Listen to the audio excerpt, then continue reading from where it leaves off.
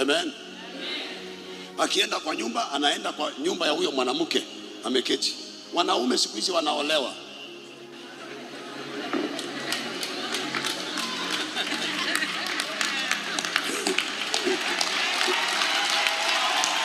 Kwa nyumba ya mwanamke na akona remote.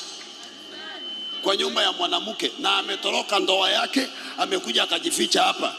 Mwanamume kwa nyumba ya mwanamke, nguo ni ya mwanamke, kiti mahali umeweka mguu ni ya mwanamke, kitanda ni ya mwanamke, remote ni ya mwanamke, TV ni ya mwanamke, rent ni ya mwanamke.